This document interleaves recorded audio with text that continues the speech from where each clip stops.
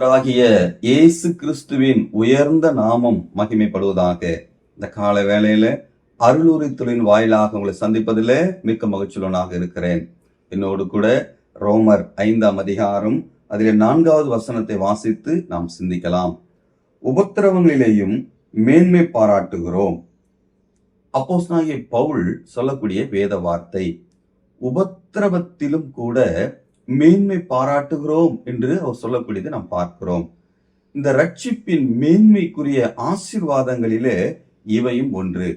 ஒரு பாவியான மனிதன் ஆண்டவராக இயேசு கிறிஸ்துவை விசுவாசிக்கும் பொழுது பாவங்கள் மன்னிக்கப்படுவது எவ்வளவு ஒரு நிச்சயமோ, அதுபோல விசுவாச வாழ்க்கையில வரக்கூடிய உபத்திரவங்கள், அந்த உபத்திரவத்தினால் வரக்கூடிய பாடுகள், கண்ணீர், வேதனை, இவை எல்லாம் கூட அந்த கிறிஸ்துவ வாழ்க்கையிலே மேன்மைப்படக்கூடிய நிலையில அவை கொண்டு செல்கிறது என்பதை பவுல் சொல்லக்கூடியதை நாம் பார்க்கிறோம்.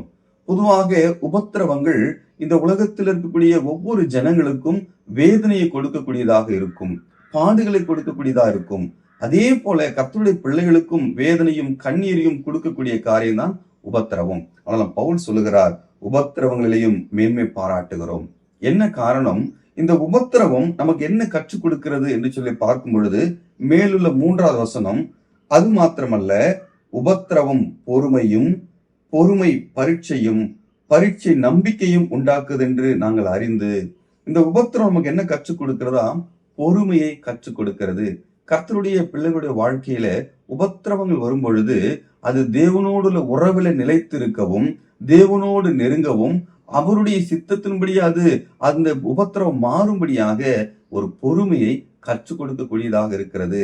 ஒருவேளை தேவனை விட்டு வெளியே நாம் இருக்கும் பொழுது, தேவனுடைய அன்பை ருசி பார்க்காமல் இருக்கும் பொழுது, இந்த உபத்திரவங்களிலே பொறுமையை நாம் இழந்து விடுவோம், மாம்சிகமாக செயல்படுவோம், கோபத்தை கையாளக்கூடியவர்களாய் இருப்போம். ஆனால் கர்த்தருடைய பிள்ளைகள் உபத்திரவத்திலே முதலாவது அவர்கள் பொறுமையை கையாளக்கூடியதை நாம் பார்க்கிறோம். இரண்டாவது, இந்த பொறுமை பரீட்சையையும், பரீட்சை நம்பிக்கையும் உண்டாக்குறது அறிந்திருக்கிறோம். பரீட்சை, அதாவது ஒரு பொன் அதை புடமிடும் பொழுது, அது தீயினால் சுட்டெரிக்கும் பொழுது அதில் இருக்கக்கூடிய தேவையில்லாத அழுக்குகள் நீங்கி போகும். அதுபோல உபத்திரவமான வேலையிலே, பரிசுத்தவானுடைய வாழ்க்கையிலே சிந்தையில் இருக்கக்கூடிய பாவங்கள் நீங்கும், இருதயத்தில் இருக்கக்கூடிய நோக்கங்கள், தேவனுக்கு பிரியமில்லாத செயல்கள் எல்லாம் நீங்கக்கூடிய வேலையாக அது இருக்கிறது. இன்னும் கர்த்தரிடத்திலே நெருங்கக்கூடிய வேலையா இருக்கிறது. தன்னை தாழ்த்தி பாவங்களை அறிக்கையிட்டு தேவனிடத்தில் நெருங்கக்கூடிய ஒரு அனுபவமிக்க ஒரு சூழ்நிலையாக அது இருக்கிறது. நான் உபத்திரவப்பட்டது நல்லது, அதனால் உடைய பிரமாணங்களை கற்றுக்கொண்டேன் என்று சொல்லி பக்தர்கள் சொல்லக்கூடியதை நாம் பார்க்கிறோம். பரீட்சை, இந்த பரீட்சையுடைய நேரங்களிலே நம்மை புடமிடக்கூடிய ஒரு நல்ல ஒரு தருணமாக அது இருக்கிறது. இது நம்பிக்கையும் உண்டாக்குறது நாங்கள் அறிந்திருக்கிறோம். இந்த உபத்திரவம் ஒரு நல்ல நம்பிக்கை உண்டாக்குறது. என்னென்ன நம்பிக்கை நமக்கு கொடுக்கிறது? நிச்சயமாய் இந்த உபத்திரவம் மாறும். ஏன் என்று சொன்னால், இப்படிப்பட்ட நம்பிக்கையே நமக்கு கொடுக்கப்பட்டிருக்கிறது. இந்த ரோமர் 5:1 பார்க்கிறோம், இவ்விதமாய் நாம் விசுவாசத்தினால் நீதிமானாக்கப்பட்டிருக்கிறபடியினால், பாருங்கள், நாம் நீதிமானாக்கப்பட்டிருக்கிறோம் என்ற நம்பிக்கை நமக்கு உண்டு. இரண்டாவது வசனம், அவர் மூலமாய் நாம் இந்த கிருபையிலே பிரவேசிக்கும் ஸ்லாக்கியத்தை, பாருங்கள், நாம் கிருபையிலே பிரவேசித்துக் கொண்டிருக்கிறோம் இல்லையா? தகுதி இல்லாத எனக்கு தேவனுடைய தகுதியின் அடிப்படையில எனக்கு கிடைத்த ஆசீர்வாதங்கள் அநேகம் உண்டு, ஆவிக்குரிய ஆசீர்வாதங்கள் உண்டு. இந்த கிருபையிலே நாம் பிரவேசித்துக் கொண்டிருக்கிறோம். அது மாத்திரமல்ல, தேவ மகிமை அடைவோம் என்று நம்பிக்கையில மேன்மை பாராட்டுகிறோம்.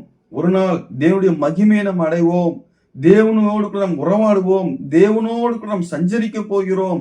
இப்படிப்பட்ட நம்பிக்கை நமக்கு உண்டு. ஆகையினால் உபத்திரவம் என என்ன செய்யாது? வெட்கப்படுத்தாது. பாருங்கள், 5வது வசனம் வாசிக்கிறோம், மேலும் நமக்கு அருளப்பட்ட பரிசுத்த ஆவியானார். நான் உபத்திரவப்படும் போது என்னோடு கூட தேவன் இருக்கிறார் என்ற ஒரு நம்பிக்கை உண்டு. தேவ அன்பு நம்முடைய இருதயங்களில் ஊற்றப்பட்டிருக்கிறது. இந்த தேவனுடைய அன்பு என்னுடைய இருதயங்களில் ஊற்றப்பட்டிருக்கிறதுனாலே, பாருங்கள், இவை எல்லாமே ஆவிக்குரிய ஆசீர்வாதங்கள். எனக்கு கிருபை கிடைத்திருக்கிறது, பரிசுத்த ஆவியானவர் கொடுக்கப்பட்டிருக்கிறார், தேவ அன்பு என்னுடைய இருதயங்களில் ஊற்றப்பட்டிருக்கிறது, எதிர்கால நம்பிக்கை எனக்கு உண்டு. ஆகையினாலே இப்படிப்பட்ட ஆவிக்குரிய ஆசீர்வாதங்களை பெற்றிருக்கிற எனக்கு உபத்திரவங்களிலே பொறுமையை கடைபிடிக்க முடியும். அந்த பொறுமையிலே நான் இன்னும் தேவனோடு மெருகேற முடியும்.